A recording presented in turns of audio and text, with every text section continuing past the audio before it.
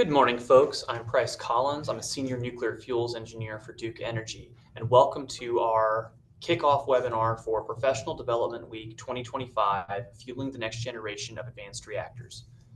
Before we start our webinar today, there are several logistics I'll mention. This webinar is being recorded and will be posted on the US Wind YouTube channel and in the PD library in a couple weeks. There are several ways to participate in the webinar today. Via the chat feature, please feel free to participate in engaging conversation with each other in the chat and during the Q&A. And I will be keeping an eye on the chat during our presentation. If you would rather not speak up, you can ask your question in the Q&A section and you can upvote questions entered by others. Our speakers today will be Dr. Nicholas Lennon, Technical Fellow for Triso X. He's a Technical Fellow at Triso X with 15 plus years of experience in material science, polymers, inorganic chemistry, thin films, nuclear fuel fabrication, and separation technologies. Over the last 10 years, has been involved in the development and scale-up of Triso fuel for high-temperature gas reactors, HTGRs. He's currently involved in designing a 5 megawatt thermal, 5 MTU, Triso fuel production facility in Oak Ridge, Tennessee, which will be the first U.S. Cat II Triso fabrication plant of its kind. Colleen Kennedy is a senior engineer in system design for TerraPower. Colleen graduated from Case Western Reserve University in 2017 with her BSc in Chemical Engineering and Polymer Science and Engineering. She has over 8 years of experience in varying fields in the chemical industry as a process engineer. She currently works at TerraPower as a senior engineer system design under the Molten Chloride Fast Reactor MCFR group. She focuses on molten salt fuel management systems. Allison Portman is a vice president for advanced fuels commercial in North America for Urenco, where she leads commercial strategy and customer engagement for the advanced fuels portfolio, including HALEU, or high assay low enriched uranium. With over 15 years of experience in the industry and nuclear sectors, Allison brings deep expertise in market development, supply chain, and strategic partnerships. She plays a key role in advancing next generation nuclear technologies and supports Urenco's mission to deliver reliable, low carbon energy that enhances energy security and supports global decarbonization. She's a graduate of the University of Northern Iowa and also a strong advocate for clean energy innovation, working closely with policymakers, industry stakeholders, and partners across the region. Katarina Frederick is a senior nuclear materials engineer at Westinghouse who is part of a team working to develop high-energy fuel-coated cladding particles for enhanced accident-tolerant and operational flexibility. Katarina holds a master's degree in material science and engineering from the University of Pittsburgh. Prior to joining Westinghouse 3 years ago, she worked in the additive manufacturing industry, where she gained experience in metal powder characterization and handling. Katarina enjoys the hands-on nature of her work and helps to facilitate out-of-pile testing and analysis of chromium coatings in the lab. With that, we will pivot to our first speaker, and he is going to speak on the Triso X overview. So Nick, if you would come off camera, please, and I will go off. Can everyone hear me? I can hear you, Nick. Cool. So yeah, my name is Nick Lenine. I work for Triso X, which is a subsidiary of X Energy. And the Triso X portion is more of the fuel company side. So we have two. We have a fuel company production entity, and then we have a reactor business side, which well, I'll talk a little bit about that. You can go to the next slide. So yeah, so this is the sort of the brief timeline history of Triso X. So it was founded in 2009, the company was. And then in 2015, our president founded Triso X. And then in 2016, we actually got an Advanced Reactor Concept Award, which is about $15 million. And that really kickstarted things for our pilot facility in 2017. And then a few more awards. The big one was in 2020, where an ARDP award, where this is about $160 million. It was a 50-50 cost share. And that really set the pace for us to get all the technology understood for the fabrication and for developing a large fabrication facility that will supply a fleet of possible HTGRs in the future. And then another big milestone was in 2022, where we had our NRC license submittal for the first Cat II license. And so So yeah, during this whole period, we've had multiple publications, lots of patents, and then a number of different uh, types of fuel that we've been able to accomplish and produce and even sell. Next slide. So yeah, so we're based out of Oak Ridge, Tennessee, and this is sort of a map in East Tennessee where we're located. So out in Oak Ridge, like Knoxville area, about northwest of there, we have Oak Ridge National Labs, and we're kind of built around that area. So we have the Horizon Center, which is just east of K25. That'll be our fuel fabrication campus. And then we have our main office over at Lafayette Drive, just a couple minutes away. And our pilot facility is actually located at Oak Ridge National Labs. This is largely where a lot of the work had been conducted to sort of feed the knowledge base to develop this Triso X fuel fabrication facility. Next slide. So yeah, so what is Triso fuel? That's kind of what the talk's going to go over today. I'm largely involved in the fabrication step. We've done quite a bit of exploration on a bunch of different pathways of how to make it, and I'll kind of give a brief overview of actually how we make Triso fuel. Some of the applications on this slide you can see where we've the XC100 sort of little illustration is on the right there. This is a 80 megawatt electric, 200 megawatt thermal reactor. It'll hold about 220,000 pebbles. And a pebble is that image that you see on your left. This is an X-ray of what this pebble looks like. It's, imagine a billiard ball, but with 18,000 particles inside of uranium oxide. And so you could see it kind of looks like a weird spacecraft or Death Star kind of thing. But yeah, so that's our main fuel, and then we also are involved in space applications. So we've made different fuels for the space propulsion, and then compacts, which you see on the far the top right corner there. Next slide. So yeah, so the process of making this, it's quite a lot. It's very involved. It's I got a background in chemical engineering, and it's essentially a chemical manufacturing facility with what we just so happen to work with uranium. So when we make this fuel, it starts as a uranyl nitrate solution, and we take this uranyl nitrate solution and mix it with a couple other compounds to get it to gel, and that's that little column there with the dots that you see. And this gelling process, I'll go into that in more detail later, but it's essentially like crystallization. You're precipitating out ammonium diurenate, and you're making little spheres, and that's that green sort of speckled looking figure you see on the middle of the top screen there. So that's a gel sphere. So once we gel them, we wash them, we dry them, that cross section is essentially a mixture of ammonium diurenate and carbon. And we take that and we throw it into a furnace, and this furnace goes up to about 1700 degrees. So it ceramicizes this gel sphere into a uranium oxycarbide fuel.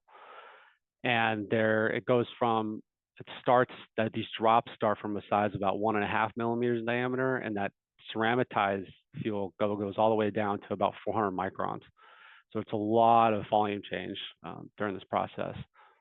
And then once we have this ceramic, which we call the kernel, it'll go into a triso coater, which we put these coats on. And I'll go into a little bit more detail about that, but it's essentially four. It's kind of deceiving. We call it triso fuel, 3, but there's actually one more layer. It's the buffer layer. And that tri is essentially representing the inner pyrolytic silicon carbide and outer pyrolytic layers. And I'll get into reasons why we actually do this. And then once we have this triso-coated particle, we'll do a number of processing steps to make it into that pebble that you see on the bottom right. And so yeah, let's start with the gelation. Next slide. So yeah, so like I said, you start with the uranyl nitrate solution. So really, to get it there, you mix some nitric acid and sometimes peroxide, and then you'll add your uranium oxide, and it's essentially just dissolving it. So you're dissolving this uranium oxide to uranyl nitrate solution. And while you're doing that, you're mixing a solution of urea, HMTA, which is hexamine. It's a gelling agent that we use, some water and some carbon. So once you have these two solutions, you mix them together and then you drop them into a forming column. And it's essentially a column full of oil, and it's warm. It's about 65 degrees or so. And while you're dropping it in there, you're actually using a needle to make the spheres. So it's being pumped throughout this needle, and the needle is shaking. So you can imagine it's breaking these particles up to a very specific size. And I got a video at the next slide that'll make more sense. But once we make these drops, they gel in this column. So the heat in the column activates the hexamine, and then it essentially just forms like a little jelly bean. And then we take this jelly bean and we wash it. So we have to get the oil off, and we have to wash it with water to get any urea, any byproducts from this part of the fabrication step. And so we'll do the washing, and then we'll dry them, and then we put them in the furnace. And this furnace is, like I said, it's 1700 degrees. It's all graphite, and we put in probably around 4 kilos at a time or so. And what you're left with is a bunch of tiny little 400 micron spheres. And you can see that this is that core. So on the bottom left, you see that red arrow. We're essentially making, this is the fuel part. So this is essentially what's going to run the reactors. And these enrichments, I think we're around 15.5%. And so of 235. And so yeah, so you have these little BBs essentially at the end of this process. And you can go to the next slide. Hopefully this video works.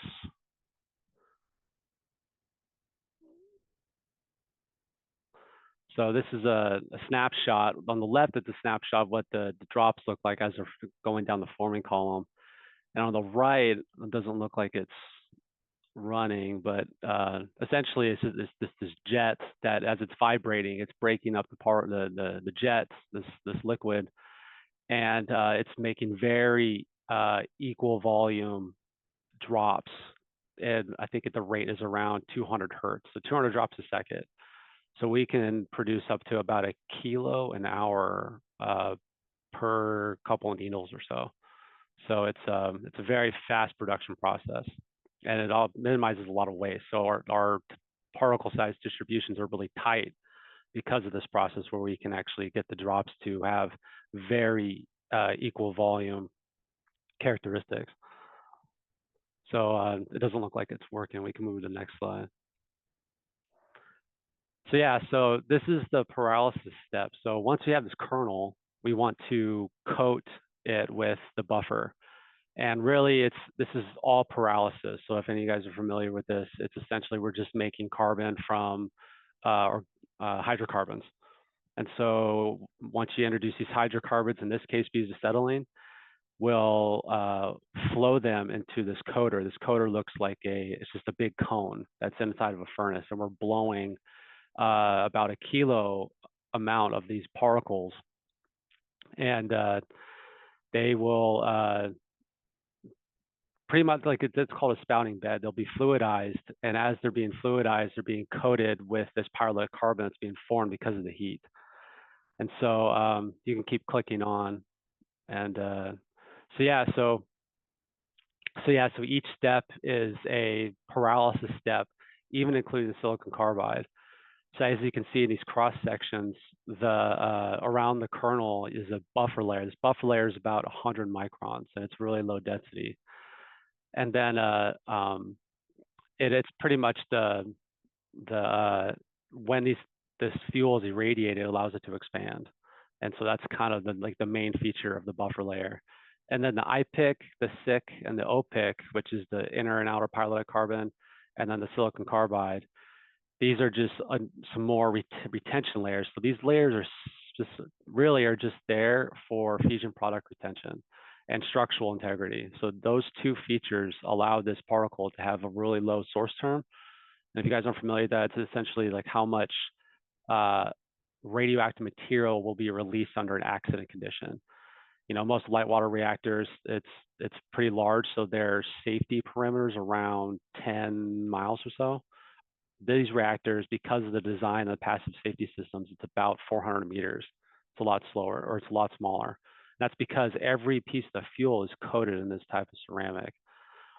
And so this process is about an 8-hour process where we coat this, and we could do about 1 kilo at a time. And so yeah, I think cover most of there. You can go to the next slide. So here's some more cross sections of the types of fuels that we've made. So we've made UO2, UCO, which is a combination of uranium carbide and uranium oxide, uranyl nitride, which is a really cool application. It has some nuclear thermal propulsion applications, and then UC2. And those are those on the 4 on the left. And on the right, there's some cross sections of some surrogate material, some UCO, and some UC2. And so this is we've done a lot. I mean, it's funny. We've been at the facility for almost 8 years, and this is like, for the most part, what we've been able to accomplish. So it says a lot. These 8 pictures, you know, it's 8 years worth of work. So, but it's moving along pretty good. And so once we have this Triso, you can go to the next slide.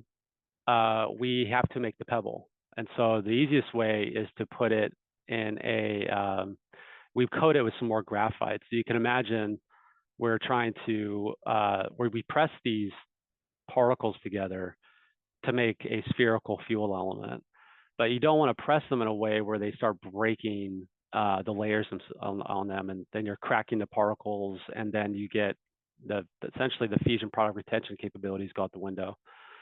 And so the easiest way to do it is to coat it with graphite matrix. And graphite matrix, in this case, it's just natural and synthetic graphite with some resin. And the process diagram you see here, it's fairly straightforward. We'll just take the graphite, natural and synthetic. We'll mix those. We'll take all the dry ingredients, kind of like you're making bread.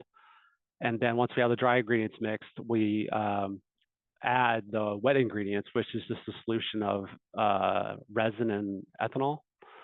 And then we'll make like almost like cake batter.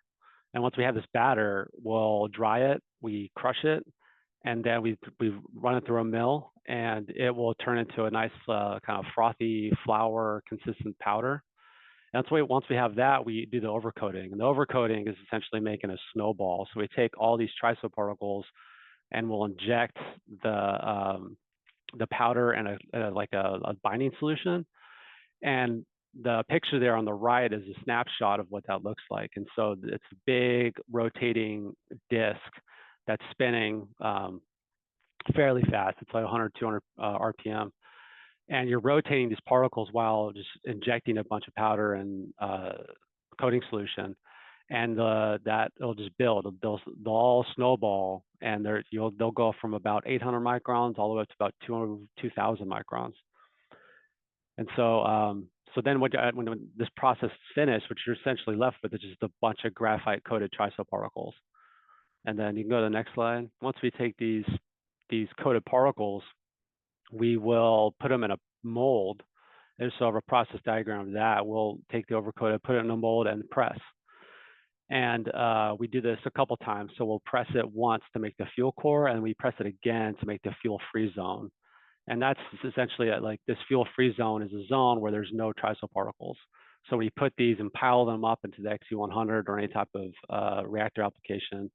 You're not going to get any erosion and chewing through any Triso just on the surface. It provides a safety margin for erosion or any type of material loss during the operation of the system.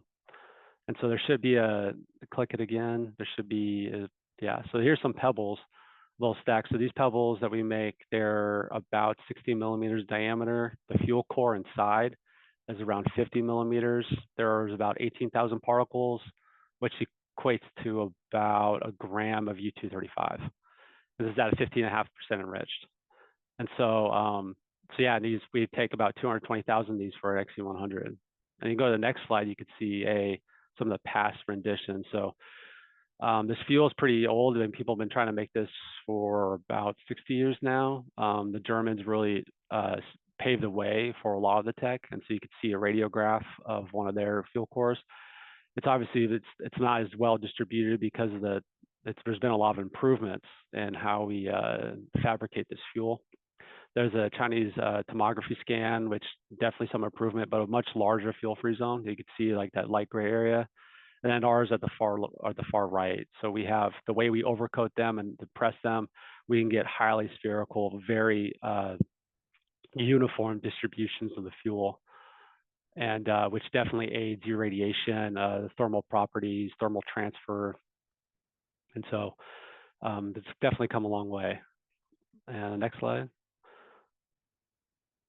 So yeah, you could see, so we make not just spheres, we made annular elements and different size compact elements.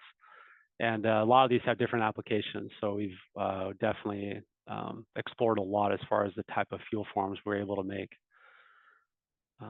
Next slide. So yeah, just to sum up, so what we're doing now, we're focusing, so a lot of this fabrication knowledge is fairly concrete. Now it's just scaling it up. And so TX1, which is our 5 MTU facility, is going to be about 200,000 square feet of process floor. And we're going to get, it'll be about 700,000 pebbles per year. And so this will be a Cat 2 license, will be the first of its kind in the US. And I believe we broke ground in September of 2025. So it's beginning vertical construction. We broke ground a while ago. Vertical construction has begun in September. And so it's pretty exciting. And then by January of 28, we should be beginning to fabricate our first batch of 5% enriched pebbles for the startup of our XC100. And then hopefully by February 2030, we'll start fabricating 15.5% enriched pebbles.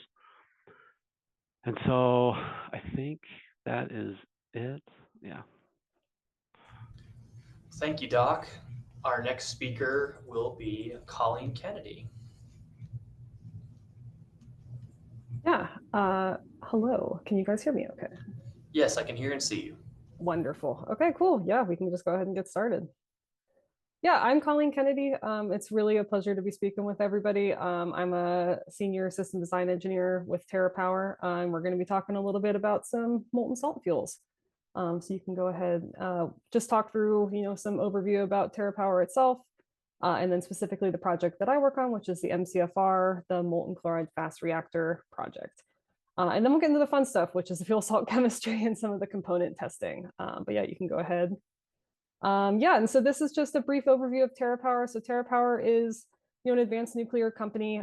We've been around for a long time, almost 18 years, I think. And so in that time, a lot of work has been done, a lot of different advanced reactor projects considered, developed. And this is sort of the portfolio that we have that you can kind of see on the slide. And so I'll talk just a little bit about the other two projects briefly, but obviously a lot of our time will be spent on our MSR project, the Molten Chloride Fast Reactor. So our biggest project is probably the Natrium reactor, which is actually under construction currently in Kemmerer, Wyoming. So that's really exciting to see all the progress that has been made on that reactor. They're a sodium fast reactor.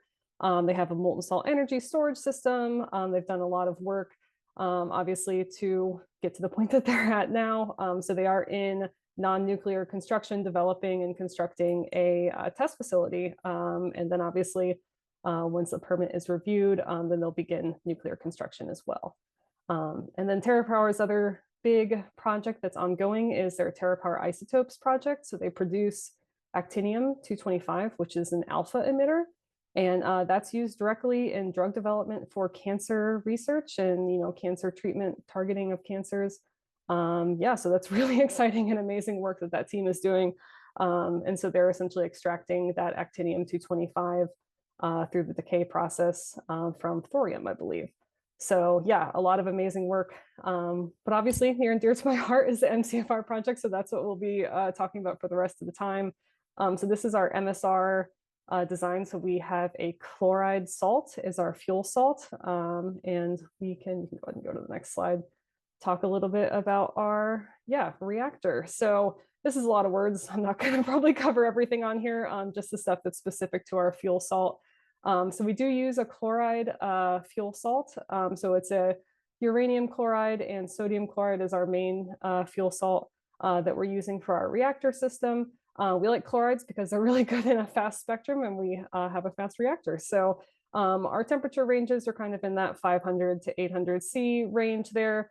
And because we do have, a liquid molten fuel that offers us a lot of, kind of exciting things that we can do with our fuel during normal operation, including flexible refueling. So we can look to fuel our reactor while it's online, change out our fuel while it's running, which is really exciting and obviously is, a huge benefit to, any downtime that you might see in a reactor like that.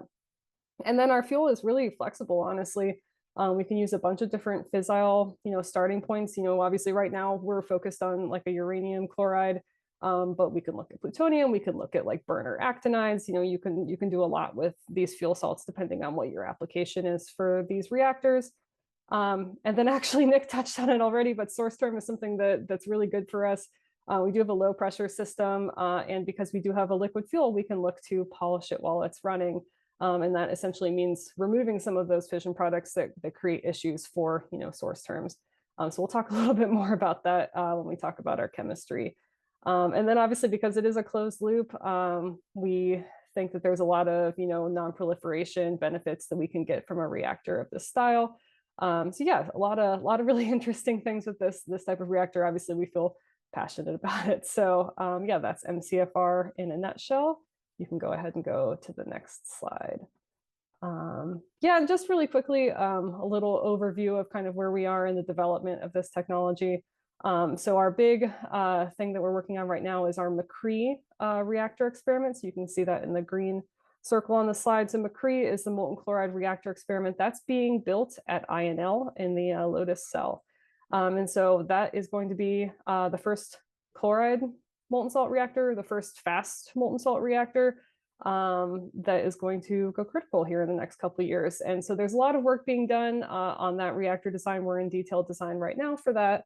And you can see also we have a separate effects tests and integrated effects tests. All of that is just different types of component and salt testing that we're doing currently in our labs at TerraPower now to kind of make sure that we understand our salt, understand how it's going to work in an operating system, various different types of loops, et cetera, to kind of make sure that we really understand how to work with our salt and how it's going to operate in an actual engineered environment.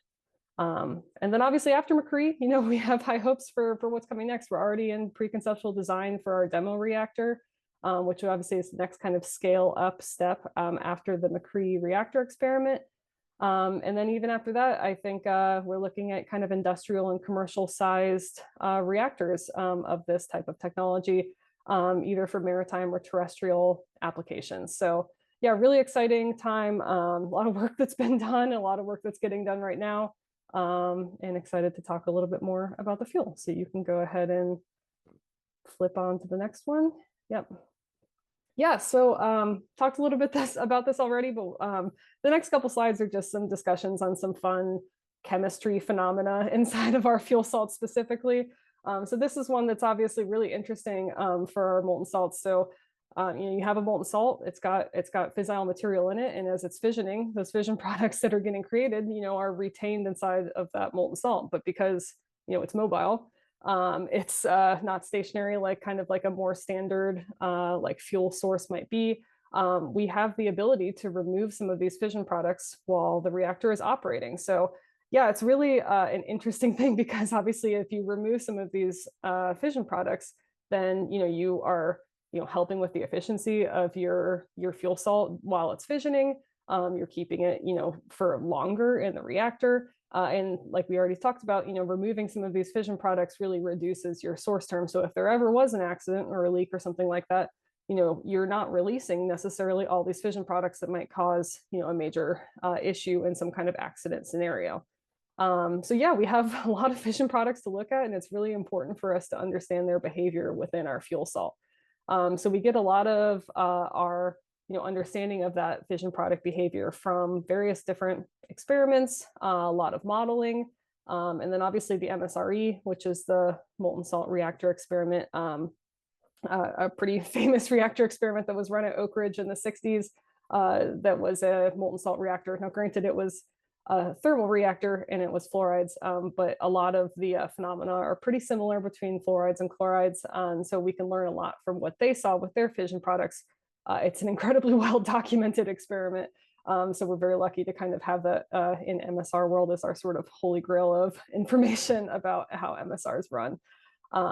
So yeah, we are able to kind of look at these fission products and understand, what do we really think we can separate from our fuel salt? There are kind of two main separations we're looking at. The first one is like a gaseous separation. So we can look to take some of these like more volatile fission products, like more gaseous fission products. Your classic ones are like xenon and krypton, like your noble gases, which are just automatically going to separate into our cover gas system anyway. And then you have also like some volatile chlorides, like there are some fission products that are very volatile at the temperatures that we're running. Those will also separate into our cover gas system. And so we can look to kind of create more efficient separations to kind of push some of those fission products into the cover gas, so that we can trap them and treat them and get them out of the fuel salt. And then the other side of that is the insoluble fission products. So if you can imagine like solid particulates or compounds inside of the salt that we can sort of filter out. So that could be corrosion products, that could be other insoluble fission products that we can kind of catch in our fuel salt in like some kind of inline filter, and then be able to kind of remove that from the fuel salt as it sort of continues on its way through its loop. But yeah, so this is something that we obviously are trying to understand as much as possible, through, past information and behaviors about fission products, and then also through current experimentation that we're doing now with our lab team.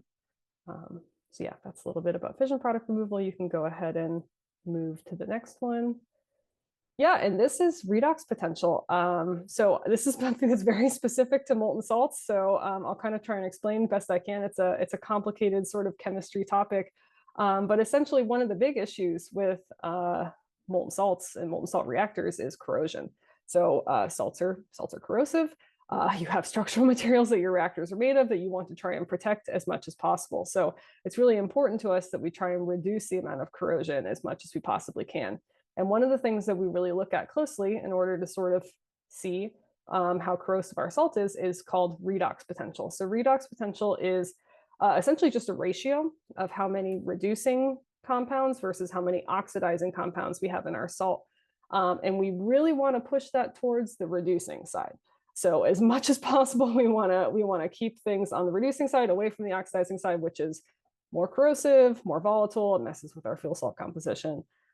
So we want to be able to understand what's happening in our fuel salt and also control it, because over time, we have this beautiful fuel salt that's the uranium chloride, sodium chloride eutectic. When it starts, it's super clean. And then as you go and you're continuing to operate, you have more and more burnup, more and more fission products. It sort of naturally is going to push it towards that oxidizing potential. And we want to push it right back the other way. So we can do a lot to, add some active and passive controls to try and control that redox potential as much as possible. So we're looking at those controls, and then we're also looking at the ways we can monitor the fuel salt online and be able to see what that looks like. So there's a lot of development being done currently on like electrochemical monitoring and redox probes specifically to be able to say that we know what's happening in our fuel salt, and that we can kind of correct for it depending on what we see. So yeah, you can kind of see the chart on the right is a couple different redox pairs. So usually there's different compounds have different redox potentials, and we can control based on the different potentials that we're looking at within our fuel salt. So the really common one is the uranium, pair between uranium-3 and uranium, which is the reducing side, and then uranium-4, which is the oxidizing side. So we want to push that towards the uranium-3 side. And that's really what a lot of our work is trying to do, create that potential. So yeah, that's just a little bit about redox potential. You can flip to the next one. And yeah, and I kind of already talked about it a little bit with the redox monitoring. This is a little bit different, but obviously it's really important for us to understand what's happening inside our fuel salt during operation of the reactor system. So both the fuel salt itself and then also our cover gas system, which again, we already kind of talked about at the beginning, but like, we do have fission products that are going to end up in our cover gas system. It's really important for us to understand like where fission products are going during reactor operation. So monitoring both the salt and the gas is really important for us. So there's lots of different ways to do that. Spectroscopy being one of the main ones, obviously gamma spectroscopy commonly used many times in the past, but we really like to focus on optical spectroscopy as well. So couple different types of spectroscopy listed there. And depending on what we're trying to measure and where we're trying to measure it and what form the salt is in, or if we're looking at the off gas, we can use any or all of those different types of spectroscopy. So there's a lot of work being done to develop sensors and equipment to be able to monitor the spectroscopy of these fuel salts. You can kind of see the graph on the left is just an example. This is actually for UV vis. It's a type of spectroscopy being shown right there, but essentially with changes in uranium concentration and even changes in isotopic uranium concentration, we can see what is happening within the fuel salt over time based on the different spectra that are being created and absorbed into that type of spectroscopy. So it's a really exciting and interesting way to monitor things, but obviously there's it's not necessarily a very easy place to put kind of really specific optical spectroscopy probes in a high temperature and high radiation environment. So making sure that we are able to create the probes for this kind of monitoring is really important to us. So a lot of development happening there. But yeah, you can kind of move on to the next thing. I think those are just a couple of interesting phenomena within the chemistry itself. Now we can go into some of the testing that's being done currently in our labs. And so this is just an overview of the stuff that we're focusing on. There's a lot of development that we're doing on our different components and technology areas. But yeah, you can just flip past that into the fun stuff, which is the actual testing loops. So yeah, I'll kind of cover a couple different of the testing things that we're doing currently to support our program. These are some examples of our different molten salt loops. So on the left, we have a pumped loop, and on the right, we have a natural circulation loop. So these both tell us a lot about how our salt is operating, and really specifically for corrosion erosion testing and also redox testing. So each of these loops, we're able to input coupons of certain different types of structural materials and see how they handle within like the salt environments. So on the left-hand side with this pumped loop, we're able to really look specifically at, how is that coupon holding up, with a certain velocity of fuel salt that's being pumped past it. And then even beyond that, honestly, understanding how the pump itself is working inside of a salt loop. Pumps are always a fun topic, and, making sure that we have good, robust pumping options is really helpful for us. And then on the right with the natural circulation, obviously, these kind of loops really tell us a lot about natural circulation in general, which is a huge benefit to kind of the MSR world. So we are able to kind of get really good circulation through this loop just with temperature differential between the hot leg and the cold leg. And we're able to insert coupons as well as redox probes into this specific loop, which has really told us a lot about our redox potential and our redox probe development. So yeah, really fun to see these kind of things. You can flip to the next one. Just more tests that we have going on here. We actually have a depleted uranium pumped loop, which is essentially the exact same pump loop as we were looking at before, but with depleted uranium actually in the salt itself, which is really interesting. And I think it's been like almost 50 years since there was a uranium pumped loop for an MSR. So it's really, really helpful for us to be able to have those kind of capabilities and do that testing with our actual fuel salt, which is great. And then the other two are just kind of looking at different component testing. Freeze valves, I don't know if people are super familiar, but essentially salt wetted valves for isolation are a difficult thing to manage within a system. There's been a lot of development on that front, and it's really exciting, some of the valve progress that we've seen in the last couple of years. But freeze valves have always been there since MSRE.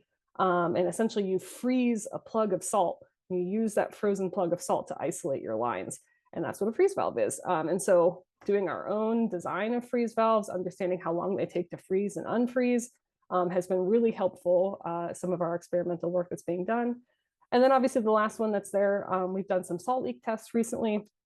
You never want to see a salt leak, but understanding what would happen when we have a salt leak, if there's any criticality concerns, those kind of things. Being able to do those in-house has been really helpful for us to help develop our program as well. So yeah, you can flip to the next one. Oh, maybe back one, sorry. Yeah, thank you. But yeah, just a couple more things that we're continuing to develop. We already talked redox probes. That's an example of one of our probes that we've helped develop. And then our actual electrochemical cells that we use to do probe testing and salt testing. And then of course we do a lot of salt synthesis as well. You know, we're synthesizing our own salts. You can see some examples of some salts that we've created. Like I said, you can use a bunch of different fissile material to make up a salt. You have both uranium and plutonium salts being shown there. So a lot of amazing development work that's being done on salt synthesis as well, making sure that we have a really pure and nicely synthesized salt. And then finally, I think this is the last slide. But yeah, so this is just an example of our pilot scale integrated effects tests. So this is obviously a much larger scale, but we're doing a lot of work on our pumped loops here. So this is actually 2 different pumped loops and also some natural circulation as well. Heat exchangers, pumps, freeze valves, bunch of different components at this scale. And we have learned so much. It says, you know, more than 200 documented lessons learned, but from everything from heat trace and insulation and the right, you know, level sensors and pressure sensors and regulators that we have in the system to learning how our freeze valves work in these scenarios. It's been really invaluable to have, you know, actual pump systems like this at this scale. So yeah, a lot of work that's been done on actual testing and development. And again, a lot of work still in development now as we continue to try and scale up and do more components testing and understand our fuel salt even better. So I think that's pretty much all I had. But yeah, I appreciate your guys' time. I do have one question from the Q&A section. Sure. Does the MSR work at atmospheric pressure? It's not technically atmospheric, but it is low pressure. I think we normally operate in like the 15 PSI range. So we're pretty low. And then folks, the chat, we had an issue with the chat at the very beginning. That is open for folks to put questions in there if you would like me to answer. With the folks up, we will endeavor to get to you at the end. Otherwise, it is best to put it into chat for now. So yes, thank you, Colleen. Yeah, of Our course. next speaker will be Allison Portman from Urenco. Hi, everybody. Good morning. Can hear and see, so you're good. Sorry? I can hear and I can see you. Oh, so you're perfect. Okay, good. Can go ahead. Yes. And next slide again, please.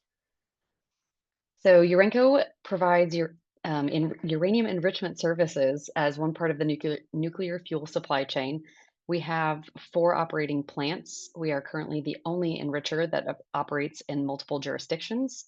We have a plant in Capenhurst in the UK, one in Almelo in the Netherlands, Gronau in Germany, and one in Eunice in New Mexico. We currently have about 17.5 million SWU production per year. We are increasing that enrichment both in Eunice and Almelo. We're increasing by about 15%. We're doing refurbishment campaigns in Gronau and in Capenhurst. And we have a couple other exciting avenues that we're going forth that I'll explain further in the presentation. Next slide. Our plant in, oh, sorry, you might go back one. Our plant in the US, I'm going to highlight slightly. It has been operational since 2010. We received our license to operate in 2006, but began operating in 2010. So in just less than 4 years, we received our material license and began operating, which is a huge feat, especially as the first enrichment company in the US. We learned a lot along the way in constructing that facility, along with the NRC. We received construction. At the time of construction, this was the largest construction project in New Mexico and still one of those in the state. It was fully funded by Urenco, and the investment exceeded $5 billion in 2016. So it's a big investment by our company, but something that the utilities helped to provide by signing long-term contracts. So everything that Urenco does is based on market need, market indications, and contracting to help supply our customer base. Next slide, please. Over the years, Urenco has progressively supplied higher enrichments to support more efficient and resilient fuels. Today, we deliver fuels with up to 5% enrichment, and we continue to meet evolving market demands by providing 10% enrichment by the end of this year, and our HALEU facility in the UK, which will come online in 2030s.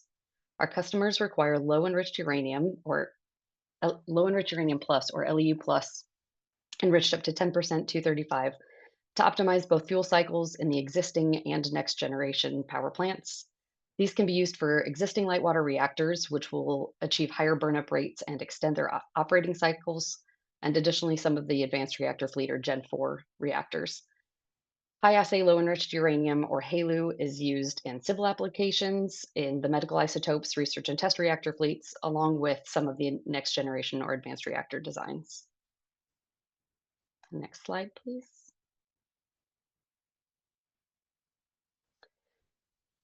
Recently, we received our authorization to enrich up to 10% at our UUSA facility. We just received that in September of this year. It was a very long process. We began that in 2023.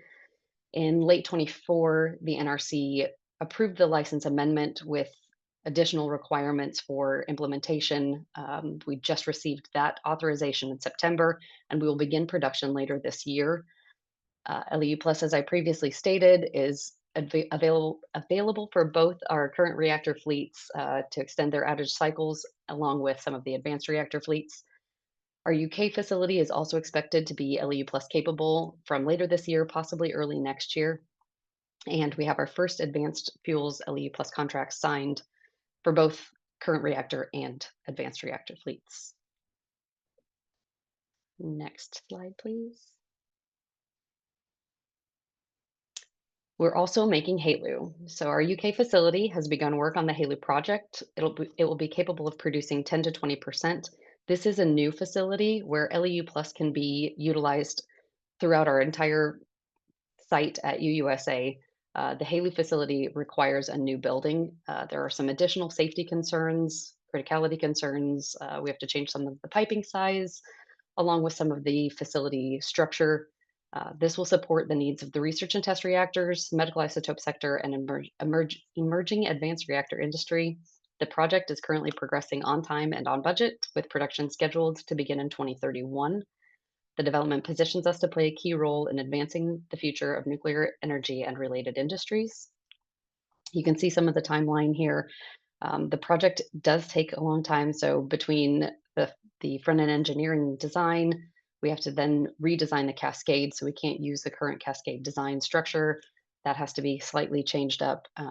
We will begin the actual construction of the facility 2027, 2028 timeframe, and then that first cascade will go online in 2031, with deliveries being scheduled for 2031. And next slide. So this is the advanced nuclear fuel supply chain. The first two steps, mining and conversion, are the same for the current reactor fleet and current LEU supply chain, with enrichment services again slightly changing. So LEU Plus, we use the existing cascades to produce LEU Plus. There are slight variances in how that's enriched, but nothing has to change physically. Transportation is a major change for the advanced nuclear fuel supply chain. So we have to have a new cylinder design or authorization from the NRC and DOT to be able to use the current cylinder, a 30B cylinder, to be able to transport that material. So we've been working with Urenco on a new cylinder design. It's called the 30BX. The X stands for either 10 or 20, and that 10 or 20 determines what enrichment level that cylinder is capable of holding. So 30B10 will be able to hold up to 10% enrichment. You can see on this image at the very bottom, the rods that are going through the center of that cylinder are boron rods. A standard 30B cylinder is just hollow. This honeycomb boron rod design, it helps with criticality concerns in the cylinder. It does decrease the amount of material that you can hold in those cylinders, but is significantly larger than the current standard cylinders that you're able to use for these higher enrichment values.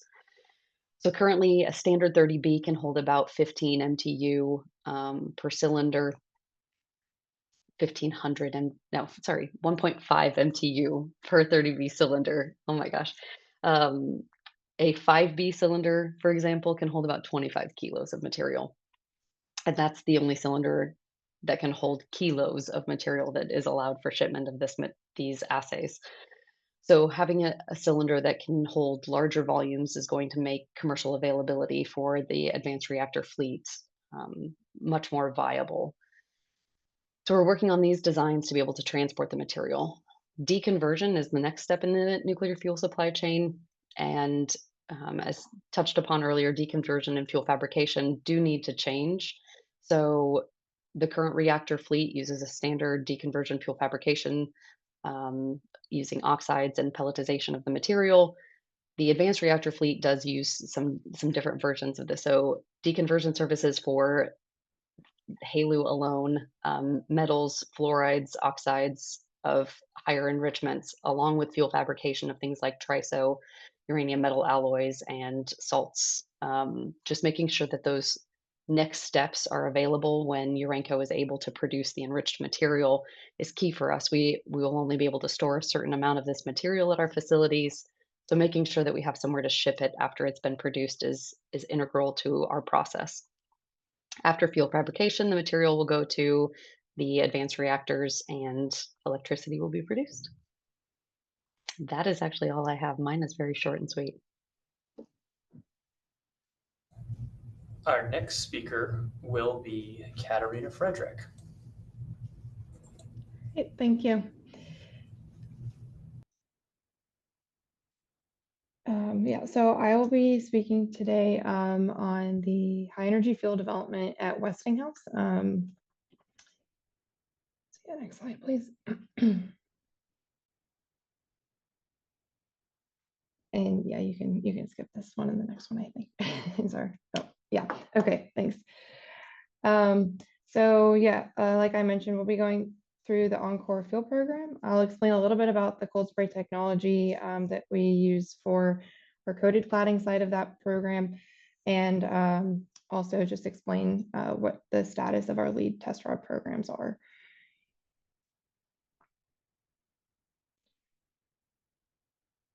Okay, so I think the formatting got a little bit changed here, but yeah, so we're just going to go with it. Our utilities currently are striving for maximum energy generation. And so in order to do that, we're working through a handful of advancements as part of the high energy fuel program. And so these advancements will help to enhance safety, optimize fuel costs, increase our fuel cycles from 18 to 24 months, and also power uprating. Next slide, please. So we achieve a lot of these advancements through a handful of components. So the one that I'm mainly focused on is the chrome coated cladding, and that will be the focus of this discussion. The chrome coated cladding is used to reduce cladding corrosion and oxidation. We also see reduced wear and improved burst performance. Our adopt fuel pellets have a higher uranium density that provide higher thermal stability and oxidation resistance. So these have larger grains than the standard UO2 pellets.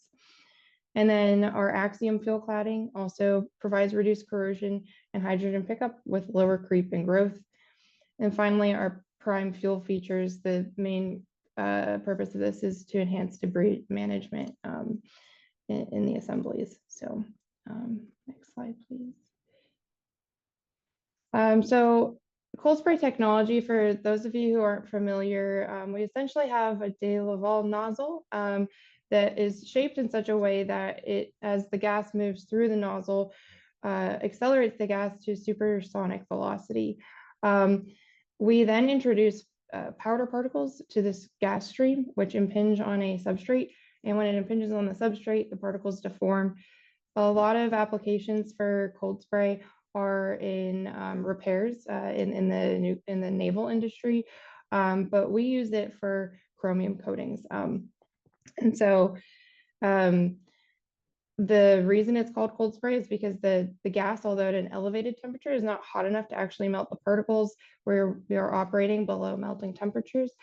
And so we opt to use this technology as opposed to some of our competitors who use physical vapor deposition methods to produce the coatings. Next slide, please. So our current coating process consists of a couple main steps.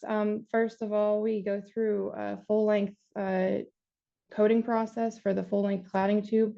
We essentially translate the cladding tube under the cold spray nozzle to deposit the chromium in a very thin layer. So you can see in the middle image the tubes prior, before coating and after coating. We are very rough before coating, and we smooth them out a lot to meet our various specifications. And so then pictured over to the right is a whole lot of coated tubes. And so they look very similar to our uncoated tubes, but you'll notice that the chromium provides a little bit of a different sheen, and that's kind of how we can tell which ones are coated. It's a little hard to tell in the full lot, but the coating is there. So next slide, please.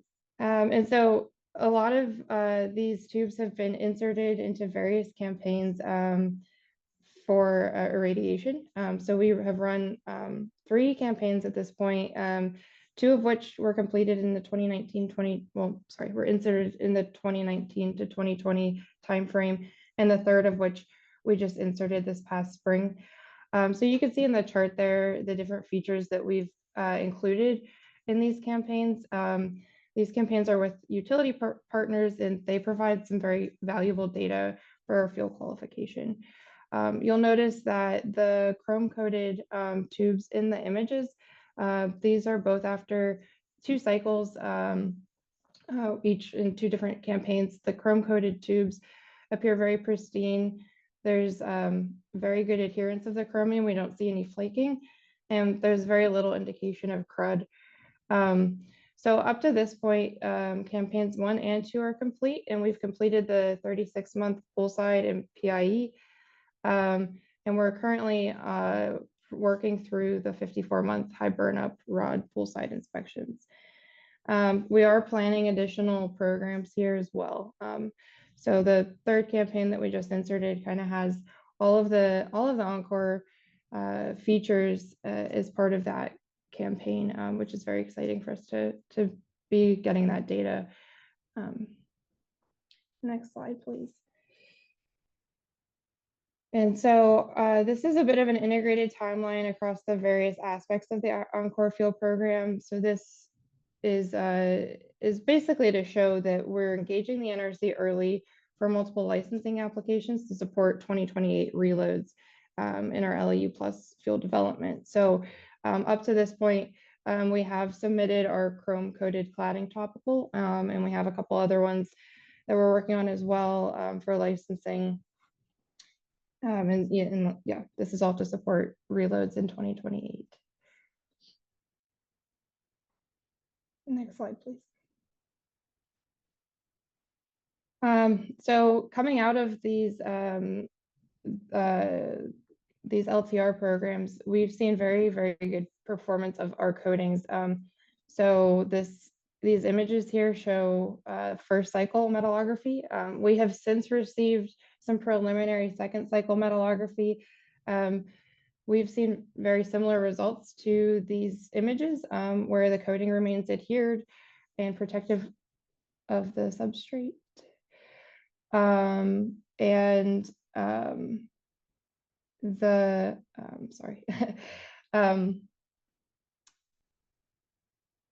Yeah, so our second cycle has shown very similar results, and we're really not seeing much of a change from our as manufactured to first cycle to second cycle with regards to our coating performance. Next slide, please. Yeah, thank you.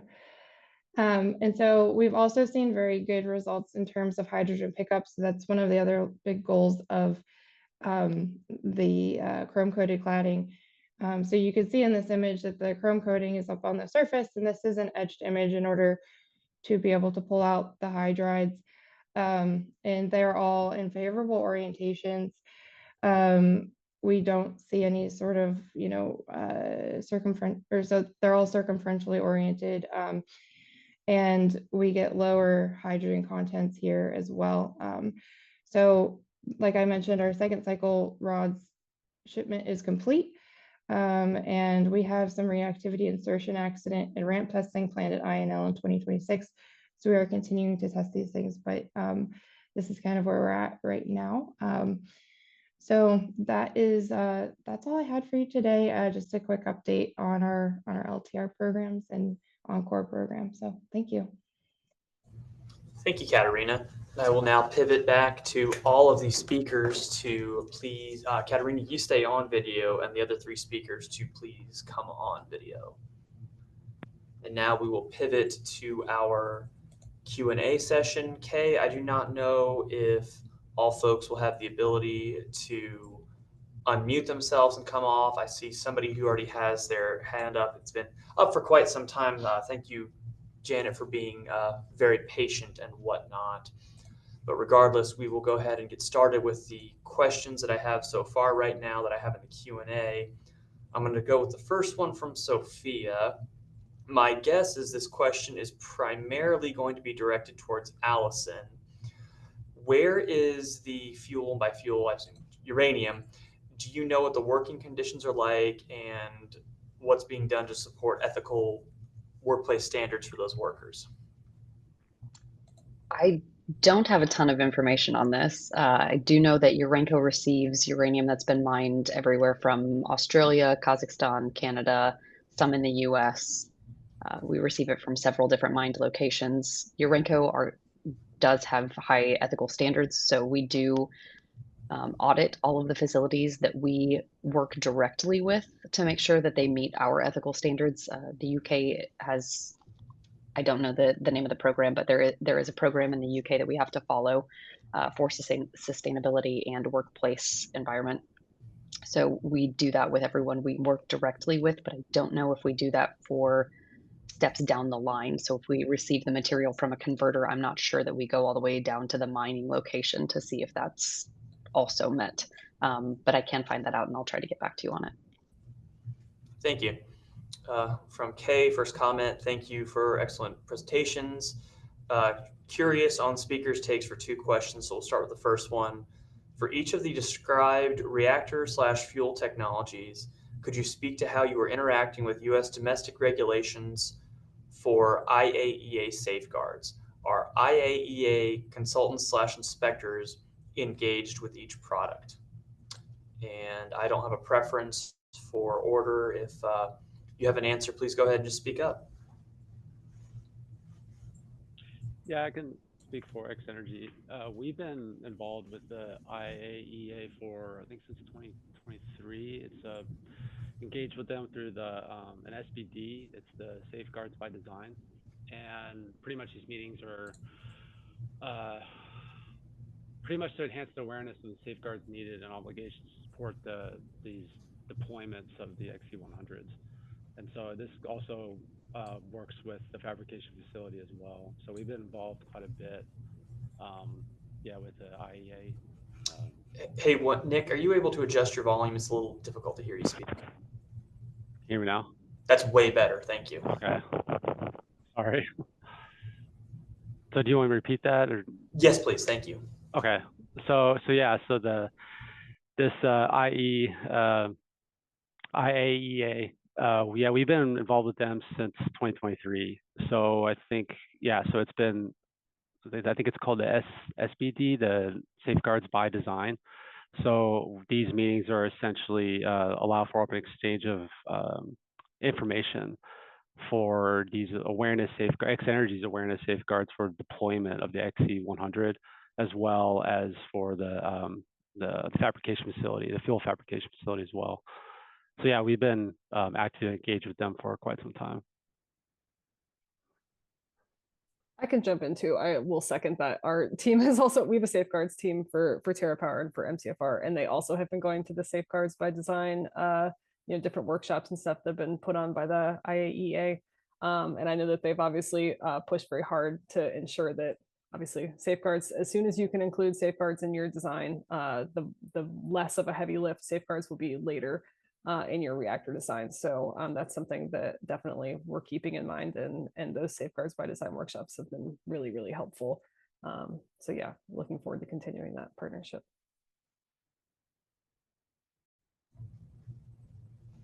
Then the second part of that question, for higher, closer to 20% enrichment levels, what are some of the traditional and or new considerations needed for waste storage down the road? I'm assuming this is for like non-irradiated. We're planning to have for the fuel fabrication facility almost full recovery of a lot of the fuel because it's very expensive and it's not going to be easy to come by this 20%, 15.5% enriched fuel. And so any waste that we do have, it's going to be very trivial, and then it's all going to be solidified essentially. So very liquid waste just from a financial standpoint. Now, what about for irradiated fuel? That is above my pay grade, so I'm not too sure where that will be going. I mean, I think some people have we've dabbled in conversations on how to use the irradiated fuel and extract certain isotopes for processes down the road. But yeah, I'm definitely not the person to speak on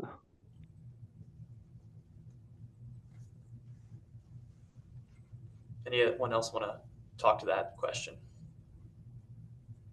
I could jump in quickly on the TerraPower side, at least for MCFR. Obviously, one of the perks of the technology is that we can, utilize the fuel from a certain percentage of enrichment down to whatever, and then be able to refuel. And even at the point that we have kind of hit the end of the reactor lifetime, there's obviously a hope that we can reuse that fuel for future reactor systems as well. Although when it comes to final waste deposition of like what actually is going to happen to the fuel after it's passed any sort of useful lifetime, I know that that's something that we've explored. I know we've talked to several different folks, partnerships that the TerraPower has to kind of figure out like what that would look like for a molten salt fuel. There's been a lot of work and research that's gone into that, but I don't think anything has been decided or anything specific has been said, this is the final form, waste form that is going to be the right thing for our fuel. So I can't say anything more than that necessarily, other than it's under consideration, obviously. Very good. Got a question from Heather.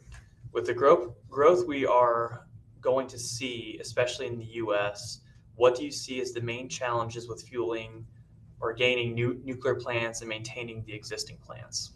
Again, open question for any of y'all.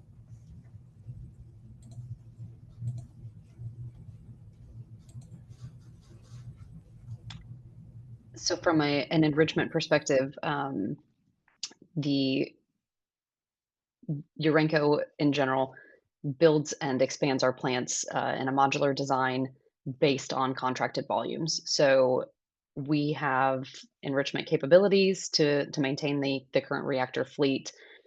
There are additional expansions covering some of the changes with the Russian imports. But we will need additional expansions to be able to cover all of the fuel needs, especially if some of the expected volumes change for the advanced reactor fleet. If they grow as much as some of them expect to in the short time frame, we will definitely need to expand. But it's a little bit of a chicken and egg situation in enrichment where we need the contracts to be able to start the expansions. There are contracts that are needed to be able to, on the power side, to be able to make the purchase agreements for the fuel. So it's kind of a who's going to sign the first contract to be able to move those projects forward from enrichment. A lot of the conventions and seminars that I go to, conversion is the exact same. Mining is very similar. So everything upstream is looking very similar to Urenco's standpoint on that. We're capable of expanding and building if needed, but we want to make sure that we're going to expand and not have too much capacity and then just be sitting on money ill spent. Yeah, and just to speak from the Westinghouse perspective, we're doing a lot to invest in the LEU plus fuel manufacturing here, mainly down at our Columbia fuel fabrication facility. And so we're kind of trying to position ourselves in order to be able to deliver on a lot of these requirements that will be, coming out of these initiatives for increased nuclear energy in the U.S.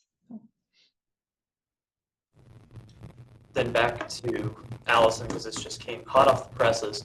What is the overall timeline to construct once you have a contract signed based on your modular approach?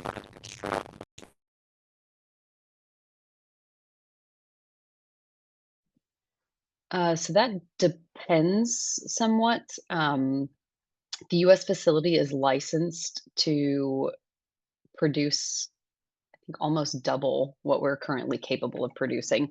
So building a new hull would take 2 to 3 years, would be my guess. To have the first cascade online, full expansion of that would take an additional probably 2 years, once we have the supply chain all in place. We are expanding the US facility, so we are bringing an additional 8 cascades online at our US plant. The first 2 have already come online. The first one came online, I think, June timeframe, second one in September. So we are moving ahead of schedule. We expect to have that all completed by 2027.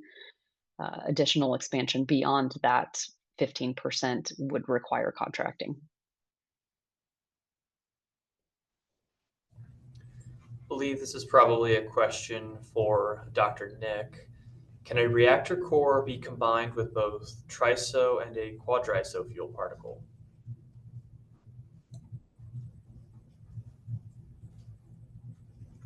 I'm not familiar actually with the quadriso iso fuel particle. Is there what the 4th layer would be? That level of detail was not provided.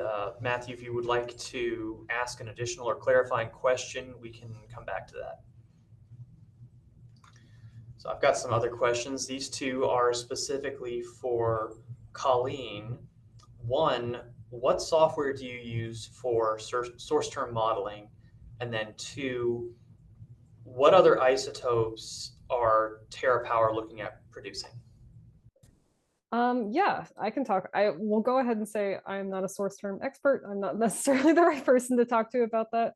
I know that they have done a lot of work with, some of their internally sourced like codes and stuff like that through like Burnex and others that have been used to kind of do like isotopic modeling and stuff like that through what we're expecting to be generated through our reactor.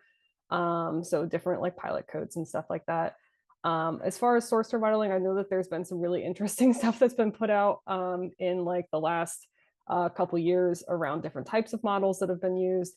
So I know Moose is definitely one of them, but I don't know if I specifically can say what we're using currently or like what the future projection is. I know that there's been a lot of like partnerships and stuff like that that have been looked at to kind of continue to sort of develop the specifics around the type of modeling and stuff like that. So we have a fully fledged nuclear safety team that would definitely answer that much better than I would, so apologies. And then the second question was, I'm sorry, can you remind me? What other radioisotopes are TerraPower looking at producing? Yeah, I assume that's probably specific to our TerraPower isotopes, project. So they produce currently actinium-225. For that's the alpha emitting isotope that they're using for cancer treatment and research. To my knowledge, I don't think they're looking at specifically like synthesizing any other specific isotopes for drug development or cancer treatment. So I think they're pretty focused on actinium-225. I'm sure that they have pretty intensive ways of creating that decay chain to be able to get that element. I'm sure that could work for other isotopes and radionuclides. But I don't think that they're currently exploring other isotopic things right now. I do not work for TerraPower Isotopes, so I do not want to put words into their mouth necessarily. But yeah, right now, as far as I know, they're just focused on actinium-225. This is a question for any of y'all. So speaking purely from a US NRC, what regulatory support or approvals will you need to get your product to end users?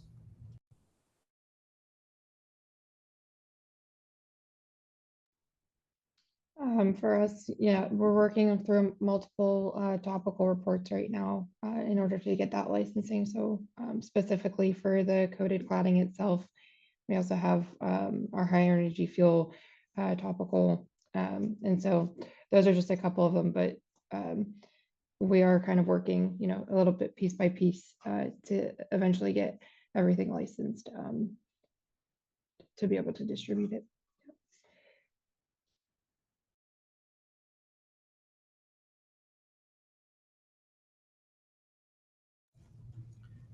Okay.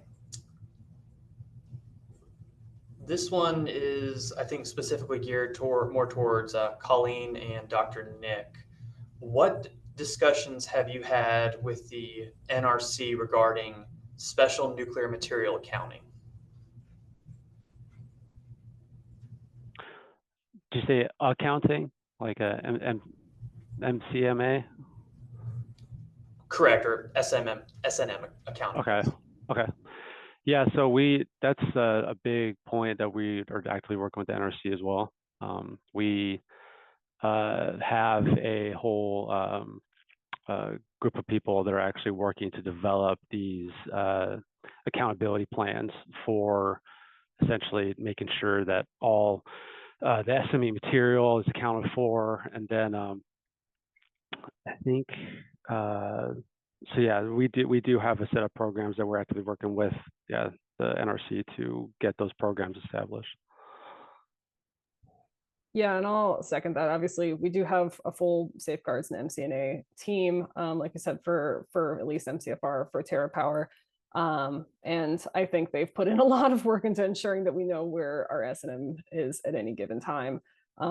So specifically their involvement with what they've done so far with the NRC, I don't know if I can speak on, but I know at least for a molten salt reactor, I think identification of like where the material balance areas are going to be, like what is the scope of that material balance area, like how are we going to be measuring what kind of S&M we have, like how accurate are our measurements. So that kind of gets back into some of the discussion around like our like fuel salt monitoring and things like that. Like can we tell with spectroscopy, or do we need to be able to do more intensive types of monitoring of what's happening inside of the fuel cell to be able to account for the level of accuracy that we need for some of those considerations. So yeah, defining where those kind of material balance areas are and how we're going to take those measurements, I think that's kind of what we're currently working through. Again, I can't speak to interaction with NRC, but I know that that group is actively working on solving some of those problems. One of the questions from the Q&A, has it been evaluated if any existing reactors can be retrofitted to use Triso fuel?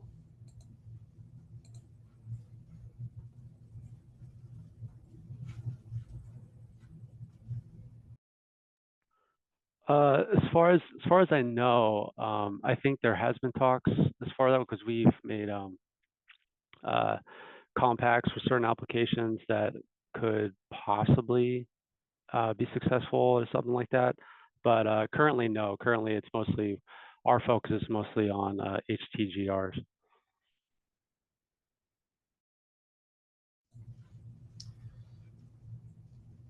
The draft revision to Regulatory Guide 1.183 for alternate source term, if approved as is, will allow for higher burnups and enrichment for light water reactors. What engagement are you having with NEI, EPRI, or the NRC regarding any sort of similar guide for non-light water reactors, specifically with respect to source term and then ultimately dose consequences from hypothesized accidents?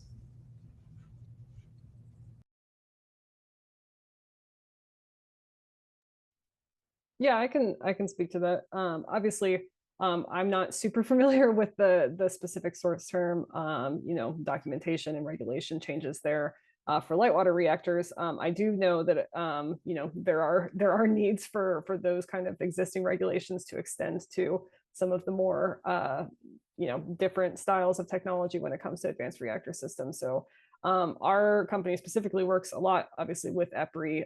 We work very closely with them on some of the McCree project and a couple of our other some ARPA-E like programs and stuff that we've worked with them. So We do work a lot with kind of the research development stuff to see, for source term and for other things, like what is the development pathway that looks like. And then I know our, both our nuclear safety and our licensing teams are kind of looking at what the pathway needs to be for, for us specifically for molten salt reactors, like what needs to change with the regulation. Are there any like advanced changes in regulation or documentation that we need for our path to kind of be relatively smooth through the permitting process for some of these things? Because it's quite different than a light water reactor. I can't speak exactly to where they are in the process. I know that I've seen very complicated pathways on both nuclear safety and licensing sides. So I'm very grateful that we have those people in our company to be able to manage those. But yeah, it's definitely going to be an involved process, I'm sure. Then I'm going to go with the last question, and I think this is a great way to put a bow on the webinar today before I close this out. And I would like to get an answer from everyone on here. What are some specific qualities / characteristics / experiences do you think will make the next wave of the workforce coming to advanced reactors or advanced fuel successful?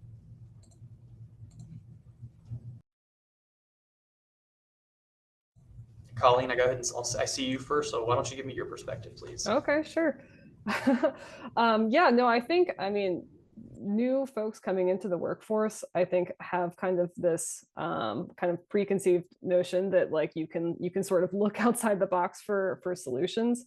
I think people kind of understand, like with the advanced reactor concepts, that there are a lot of different options that are on the market to be able to look at. As far as like fuel consideration and stuff like that, I think the big difference in like the upcoming workforce and everything like that is like the focus on technology and modeling that I think is really exciting.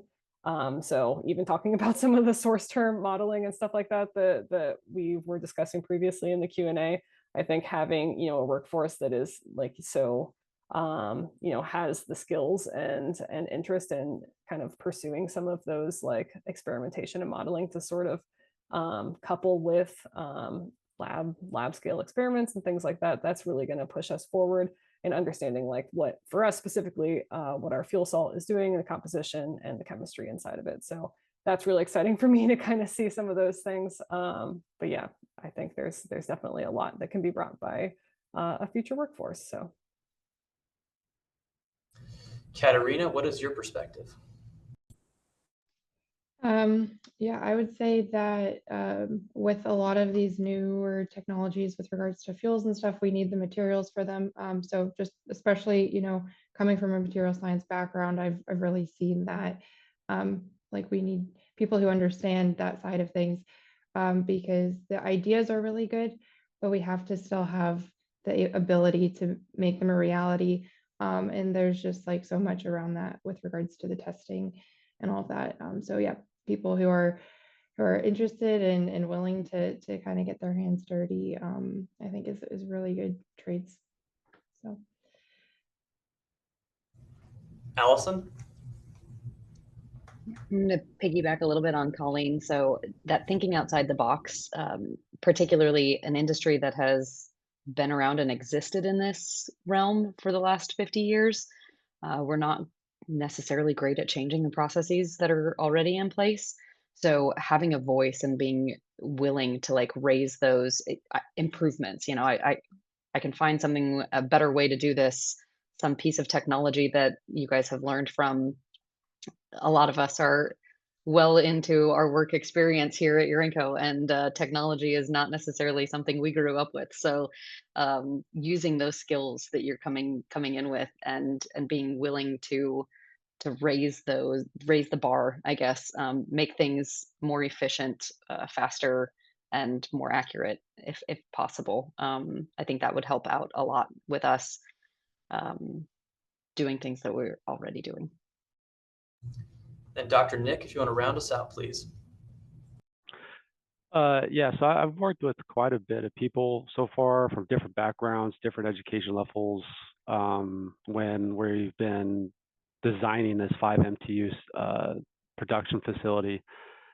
And the one word that sticks in my mind is tenacity. We need people who are really excited and love what they're doing and dedicated to it, because I've seen high school graduates excel significantly faster than PhD students, because these high school kids come in and they just love the chemistry, they love everything. And some of the PhDs was to just want to get paid and get out the door as soon as they can. And so if there's people out there who really love nuclear, who really want to change the landscape, the energy landscape as far as nuclear goes, we'll take them, because that's what I like. I like people who are willing to show up every day and change something, make a difference.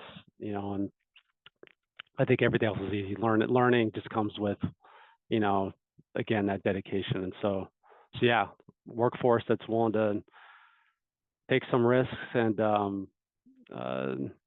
want to change something. That's what I want. So. Well, thank you for that. I appreciate all of y'all's answers and perspective on that.